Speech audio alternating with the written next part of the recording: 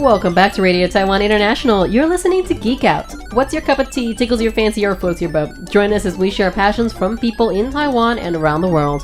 I'm your host, Michelle Chang, and today in the studio I have back again, Akemi and Christine. Hi. Hi, everyone. Yes. What are we geeking about today? Let's talk about Korean face and skincare. Yes, it's actually a sweeping phenomenon right now. It's life-changing. Life-changing, and it's gotten so popular because I think it's kind of followed the K-pop wave. Yes, for sure. Yeah. To define the K-pop wave, I'm sure everybody has heard some kind of song from BTS at this point. And they've dominated the top 10 Billboard chart for I don't know how long now, the international chart. So, because of this popularity surge from South Korea of their music, the beauty products have kind of, come along. And within the makeup industry, we've seen a lot of options. About when did this start? Yeah, I think you're right. I think it's first of all the musicians, but then also the actors, right? Because Korean dramas became super popular. Mm-hmm. And so then everybody started noticing, wow, their flawless skin look, and that the men wore makeup too, right? Oh, I love that. And so everybody was just like, whoa, they look so beautiful. How are they getting that look? Mm-hmm. And so now we all are trained in it, right? Yeah. I mean, since we are talking about beauty these couple of episodes that you guys have been listening to, I want to point out that beauty can be makeup, skincare, all of this can be for anyone. And I do love the fact that K-beauty has included men. Mm-hmm. And in Taiwan, you can actually see a lot of ads targeted towards our male gender, which is something that now those who identify as male can take advantage of to feel more confident about themselves. Fantastic. But yes, I think you're right. K-dramas especially, because they're so pretty. Yeah. These people are gorgeous. Yeah, for sure. So you got into K-beauty about when? So I was living in California at the time doing my master's, and I studied Chinese medicine. So I was studying within Chinese medicine. There are concepts of like taking different kinds of tonics for longevity. Mm-hmm. There's a very long tradition in Asia of that, which doesn't exist in Western countries. But also my family of origin is British, and there is a trend in England of protecting your skin, which is not a thing in the States. So there was a lot of tanning and things like that going on when I was growing up. But in my family, my mom was always like wearing hats, using a parasol. Like, that was a British tradition to protect your skin. So that kind of carried over when I moved to Asia. I was really like, I've got to work on my skin and make sure I look more younger than my age, and those kinds of ideas. Like, kind of already was really into it. I think that looking youthful is just a side effect of taking care of your skin. I mean, and of course, ready? It's now 2024. Skincare and shielding your skin from harmful UV rays from the sun is something everybody should be doing, because nobody wants skin cancer. Or any other complications due to. That's a terrible thing to have. So that whole trend of like super tanning, I think wasn't very medically advisable back in the day. No. Not good. And what was happening in the West is people were trying to get in the US, I should say. Specifically, people were trying to get super tanned. Yeah. But in Asia, it's actually people were trying to lighten skin. Yeah. Yes. So I found that paradox pretty interesting. And in Chinese medicine, they have all these beautiful, like, oriental beauty tonic, right? They have like crushed pearls and peony and like baishao. The trend was to eat herbs that would keep your blood purified of toxins, which would cause the blood to nourish the skin, which would cause it to be dewy and white, and then you avoid the sun so you don't have pigment. I mean, increasing blood flow to the skin is pretty important to keeping it, toxin free and keeping it regenerating itself very well. So I can see that, absolutely. So you majored in Chinese medicine. Yeah, so I have a degree in Chinese medicine. And while I was in school with Chinese medicine, I realized that one of my areas of interest was this whole beauty tradition. Yeah. And then at that time, I started watching dramas from Taiwan and Korea and Japan, and kind of getting to know the culture more. Yeah. I just started like buying Korean skincare products and trying it. Yes. And it was maybe like a year after I had been doing this secretly that students started coming up to me and saying, what are you doing with your skin? Like, your skin is amazing. And I was like, hee. Did that actually fuel your move to Asia? Yeah, I got really interested in Asian culture.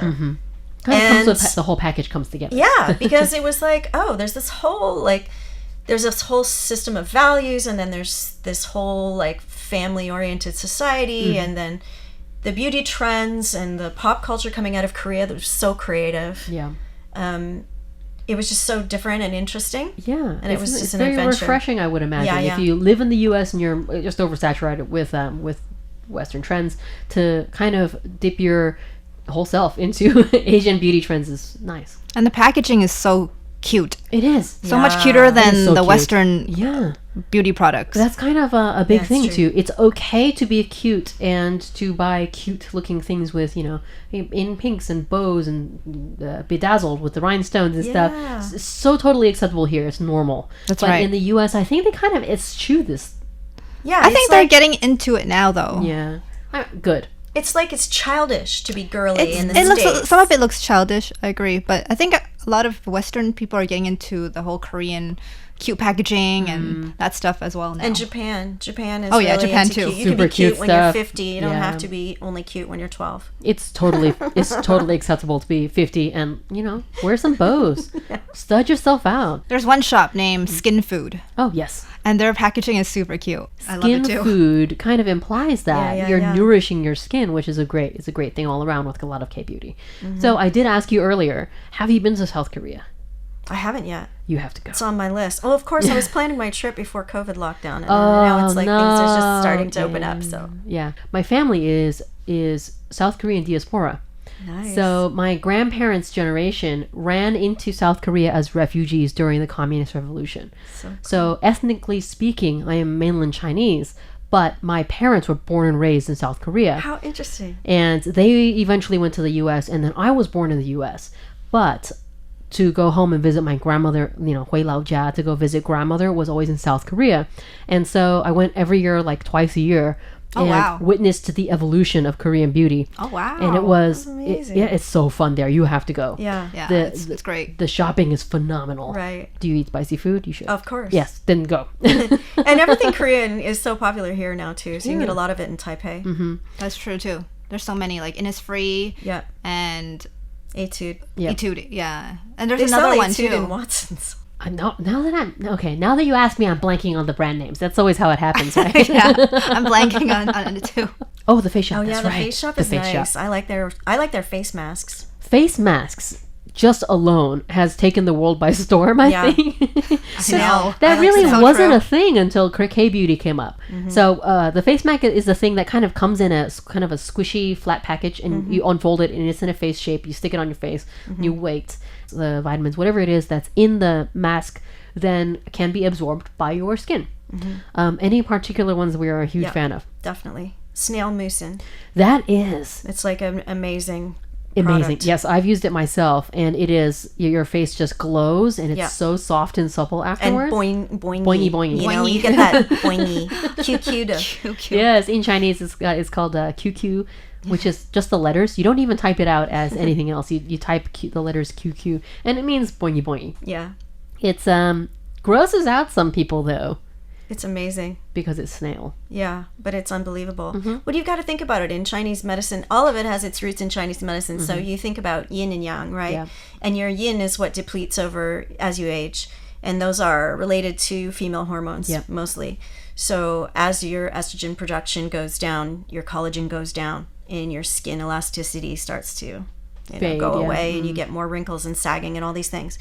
So the main concepts in Korean skincare are to thin your skin.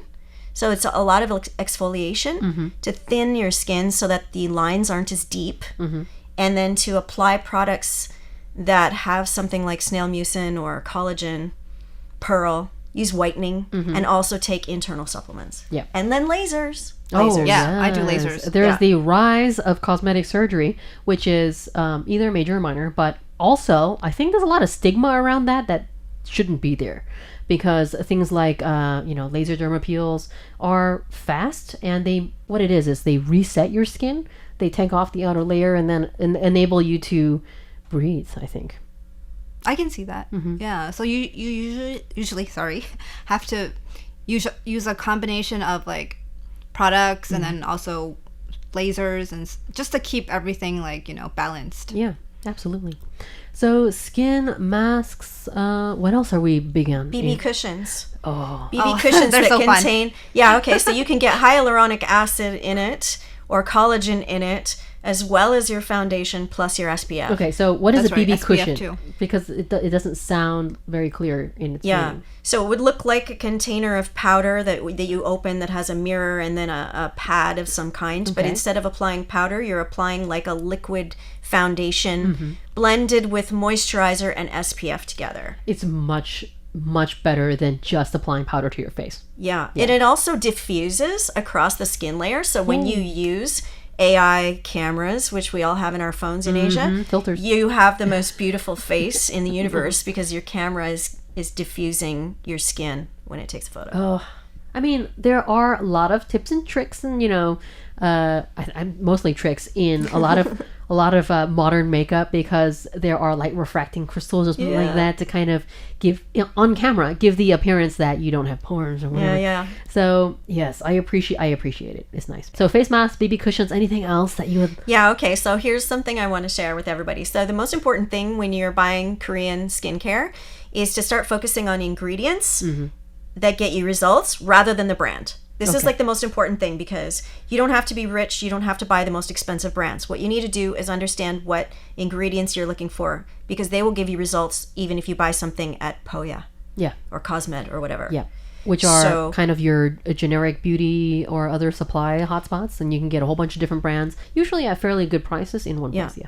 So I use I have one product that I've been using since 2008 that is like my go-to. And it's a hyaluronic lotion from Japan that you can buy at Poya. That's really, really cheap. It's under $10. And I've gotten the best results from that. So that would be like after your cleansing, you put on a hyaluronic acid lotion. It makes your skin glow. It makes the pores diminish. It gives you that bouncy look. Yeah. QQ. Yeah, the QQ face. Yeah. Yeah, I was talking to Akemi about like one time we went to Sogo and we stopped at the SK2. As we do. Yes. Yeah, and so I use SK2 personally, and I think there's a whole phenomenon about fermentation. So like I've things, seen it. yeah, some things like in the SK2 has like Pitera, so it helps to like I guess exfoliate your skin, give you a new like layer. So like yeah, so Akemi was like telling me that she thinks okay, yeah, the brand is not so important as long as the ingredients is like the most helpful. Yes, I think a lot of people are distracted by the brand. Yes. Oh, it must be this expensive, awesome brand, so it I must know. be better. Yeah. Then, Especially in yeah. Asia, because we love brands. Yeah, Generally. brand whores. Yeah. Brand owners. So yes, if you're if paying very close attention to what's in the product, then a lot of more affordable products are great. Yeah.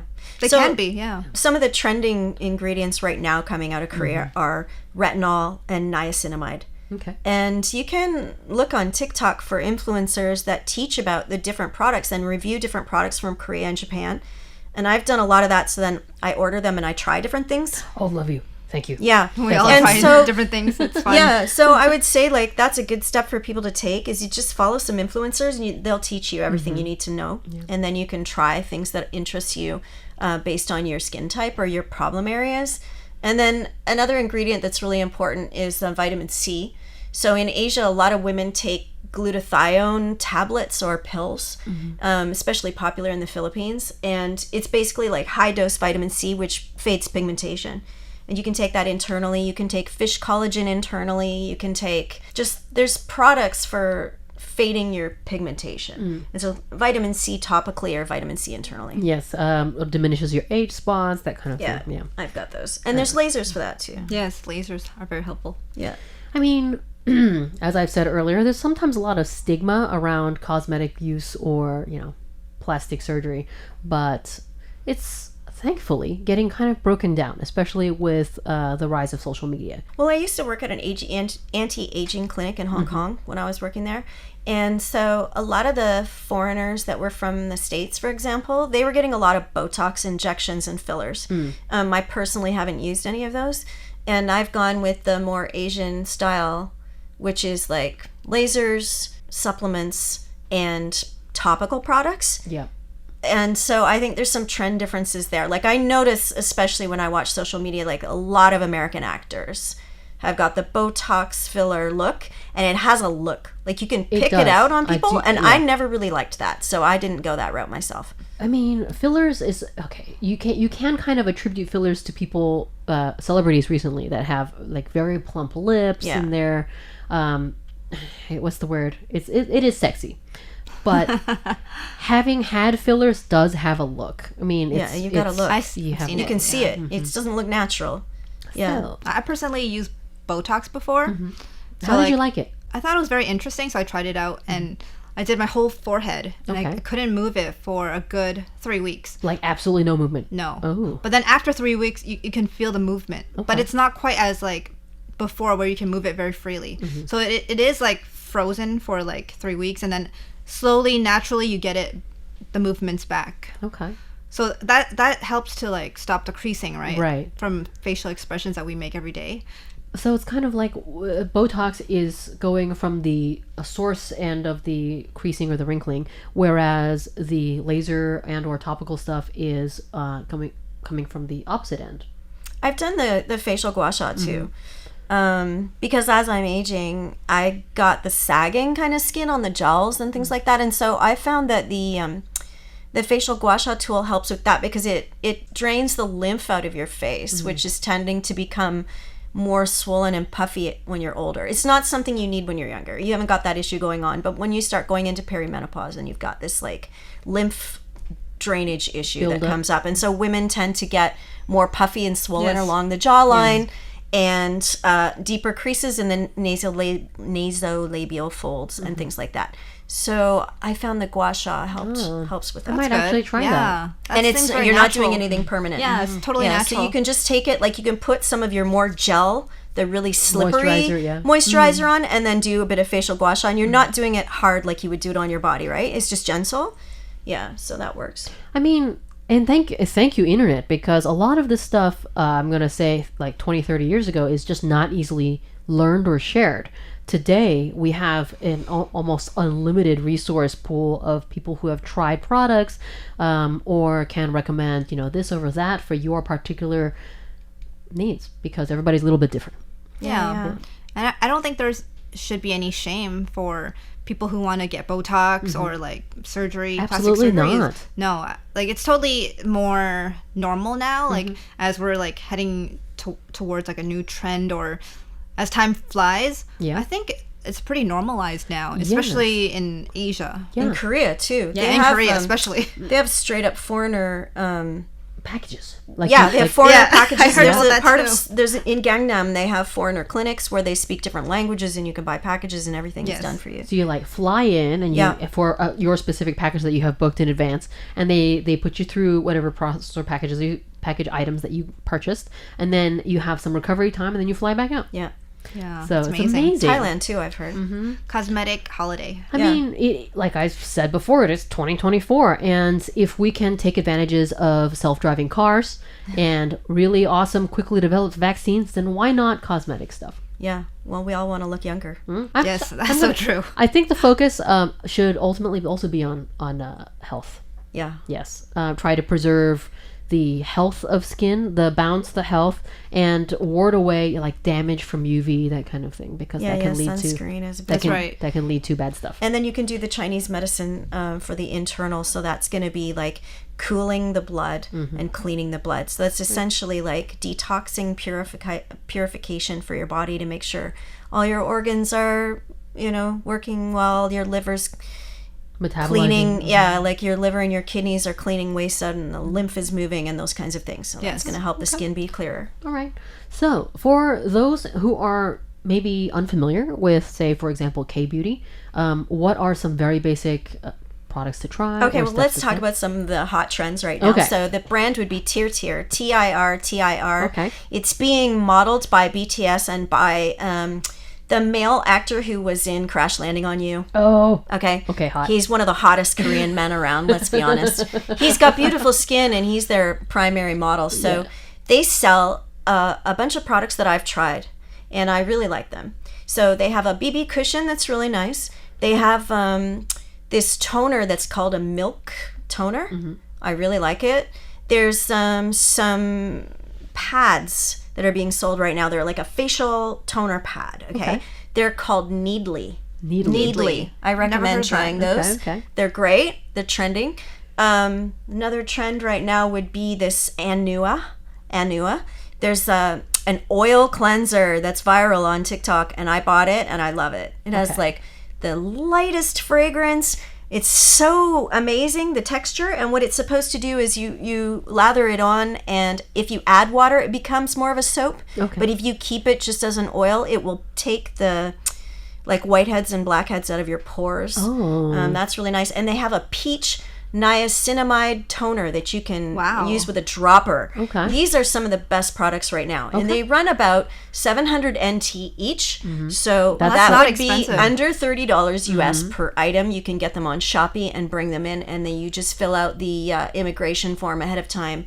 And for you're listeners good. outside of Taiwan, which is most people, you can Google it. I'm sure there is a seller somewhere around you that will ship to you to give it a try. I'm just going to import it from Korea. Thanks for geeking out with me again, you guys. Thanks You're for welcome. having us. Thanks for having us. Christine and Akemi have been awesome. And thanks, listeners, for tuning into Radio Taiwan International. I'm Michelle Chang, and I'll be back next Thursday with another episode of Geek Out. Be beautiful. Yes!